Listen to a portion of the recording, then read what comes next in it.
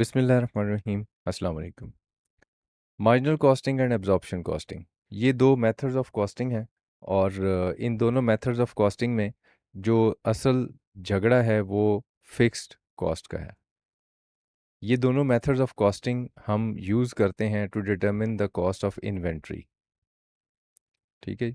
Inventories की जो production cost है, प्रोडक्शन कॉस्ट, उसमें फिक्स कॉस्ट को शामिल करना है या नहीं करना, ये बेसिकली एक आई मीन डिस्कशन है या बहस है ना। हम फिक्स कॉस्ट कौन सी वाली बात करें, हम बात कर रहे हैं प्रोडक्शन, प्रोडक्शन वाली, राइट।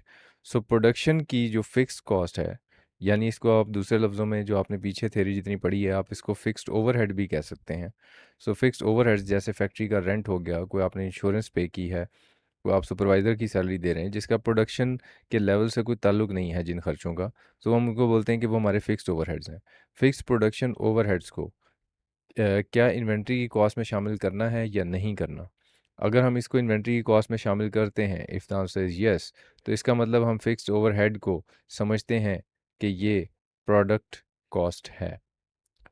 लेकिन अगर हम कहते हैं कि फिक्स्ड ओवरहेड प्रोडक्शन या फिर फिक्स प्रोडक्शन ओवरहेड्स जो हैं वो इन्वेंट्री की कॉस्ट का पार्ट नहीं है, तो इसका मतलब हम फिक्स्ड ओवरहेड्स को समझते हैं कि ये पीरियड कॉस्ट है।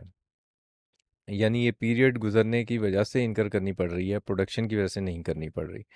लेकिन जो फर्स्ट स्कूल ऑफ थॉट है वो ये कहता है कि नहीं, ये चूंकि प्रोडक्ट बनाने की वजह से ही ये इस पीरियड में ये कॉस्ट इनकर हुई है, तो इसलिए इसको प्रोडक्ट की कॉस्ट में शामिल होना चाहिए। So they are basically two school of thoughts. जो एक ये समझता है कि हाँ, ये कॉस्ट इन्वेंट्री की कॉस्ट में शामिल होना चाहिए, और एक समझता है कि नहीं होना चाहिए। So will talk about in detail कि इसमें मार्जिनल कॉस्टिंग में हम क्या कर रहे होते हैं, एब्जॉर्प्शन कॉस्टिंग में क्या कर रहे होते हैं, और फिर इनका कंपैरिजन। एब्जॉर्प्शन कॉस्टिंग, जैसे कि नाम से ही पता चल रहा है कि ये एब्जॉर्ब कर रही है कॉस्ट को, फिक्स्ड ओवरहेड्स को।